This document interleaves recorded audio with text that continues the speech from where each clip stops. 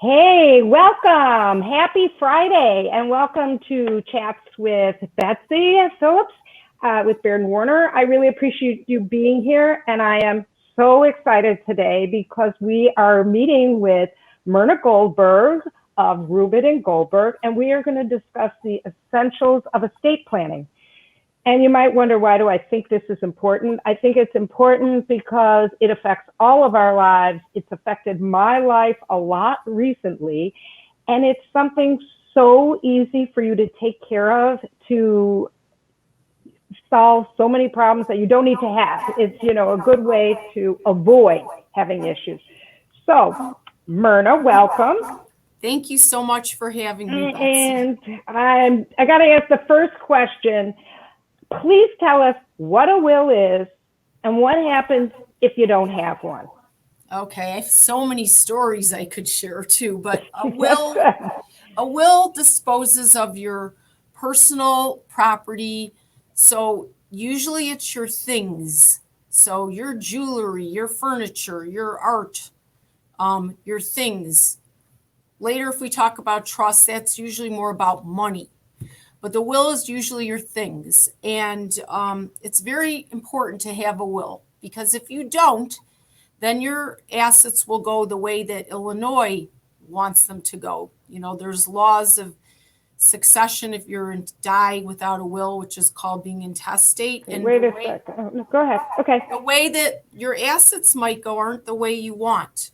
In Illinois, it'll go 50% to your spouse and 50% to your children if you die without a will. And most people want their assets to go to their spouse 100%. And then when that person dies, to go to their kids. So that's good. And then, so what happens if another thing about wills that I didn't know, and I think this is really important because we live in such an electronic age. I thought that if you had an electronic copy of your will, that would count. But from what I understand, in Illinois, it has to be what they call a wet signature. That's right. Wills in Illinois, that's not true in some states, but in Illinois, a wet signature has to be an original, and it has to have two witnesses and a notary. Real quick, we are dealing with a client now whose sister did a do-it-yourself will online. It was not properly notarized and witnessed. She wanted all the assets to go to her sister, but she didn't do it right. And the second sister passed away right after the first sister. Our client is the half-brother who she was estranged from. Guess what? He's getting all of her assets. That's not what this woman wanted at all. Right. So that is really, really important. And don't forget that. And if you're listening to this, if you don't remember anything else, that is the most important thing, because you can buy a house with an electronic signature, but your wills cannot be signed electronically. So please remember that. So let's talk about the next really important thing for everybody, which is power of attorney for not only property, but health, especially now during the COVID time. Yes, absolutely. Especially during COVID, but we believe always you should have a healthcare power of attorney. The healthcare power of attorney can either be springing, which means it only goes into effect if you're disabled, which a doctor would determine, and your agent, or it can be immediate. Sometimes with older clients, we just want to have it's immediately effective, so you don't have to get a doctor involved. But this is a chance for you to express what your wishes are regarding life-sustaining treatment. Whether you want to be, hooked up to machines or, leave it more to your agent's discretion. Do you want your agent to consider your suffering, likelihood of recovery, expense, quality of life, pain, or do you just want everything possible under the sun done for you? With COVID, with a lot of people being on respirators, it's kind of interesting because some people say, I don't want to be hooked up to a respirator, but now it turns out with COVID, maybe you were going to be just for a couple weeks or some amount of time and then not. So that's made it extra important. Right. You know, I'm just going to interrupt you for a minute because we have a question from Lisi. Hey, Lise. Thank you for joining us. And she wants to know, how often do you have to update your will? It's a good question. We tell our clients if any major change happens in your life, so that would be divorce or a remarriage or marriage or death. Those are the main times to reconsider, but we have people amending trusts or making codicils to their will all the time because, you know, they just change their mind about who they want their executor to be or who's getting what or things of that nature. It's very easy to amend the documents at any point in time, but it's definitely important to do it when a major life event happens. Like, let's say your spouse died and that was, you know, maybe you're next in line to be your executor and you didn't have anyone named as a successor, which you should always have. Right. Yeah, don't wait. At that time, do it.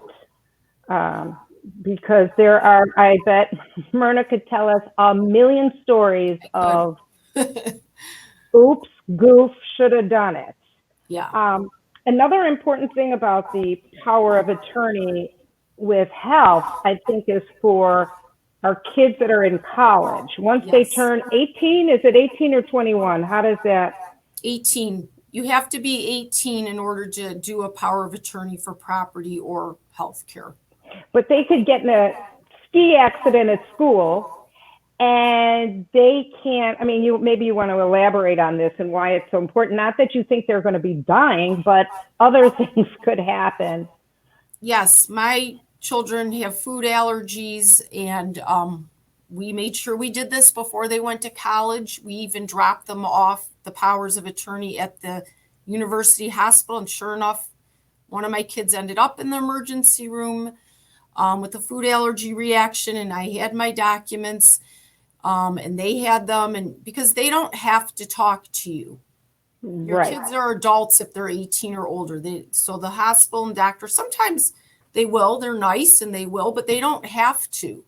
So that's how you're going to need to, you know, find out what's going on. The powers of attorney for healthcare can also give you access to medical records if the principal decides that's something they want to do, which we do recommend doing that.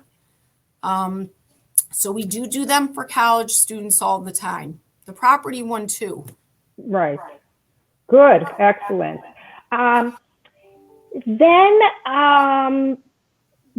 is there something else that you can share with us that I'm not thinking of right away? I mean, I know that there's things like special needs trusts or. Sure.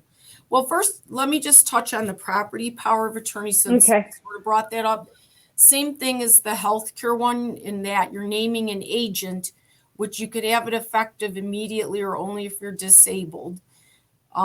But that will give access to your agent to your money. They'd be able to write checks to pay bills, for example, your property. And it could be temporary. Maybe you are in the hospital and you can't tend to these things and there's something important like a bill due or something. You could sign tax returns with these. So it might be just a temporary situation that you need someone to do something for you.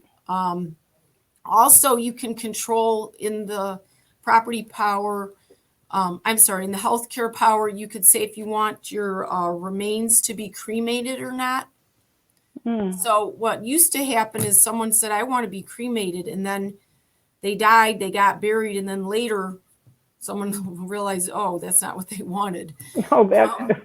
So that's another thing you can put in there is about whether or not, you know, or if you have something special, I want to be buried at this place, or I do want to be cremated and I want my remains, something special done with them. So the powers of attorney are both important for property and health care.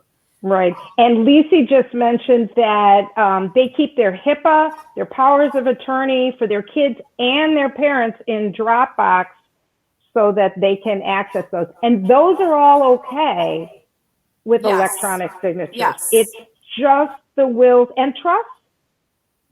Is it wills and trusts or just wills? Trusts are a little different. You're not going to be, so when someone dies, their will is supposed to be filed with the county where they died within 30 days, the original. You don't have to do that with the trust. So that's not, we tell our clients to keep the original, but that's not as dire. You could use the copy for various purposes. Okay, good. Do you want to touch on trusts a little bit? Okay. Sure. So in Illinois, if you die with $100,000 or more in your own name alone, your estate will have to be probated. And I'm talking about everything. Well, you want to tell us what probated is? I mean, so probate, probate is very expensive and time consuming. It means that you have to go to probate court in the county where the person died and open up a probate matter, and it could take over a year to get everything settled up. You have to get someone appointed to administer the estate, depending on whether the person had a will or not. If the judge may have to get involved and approve certain things.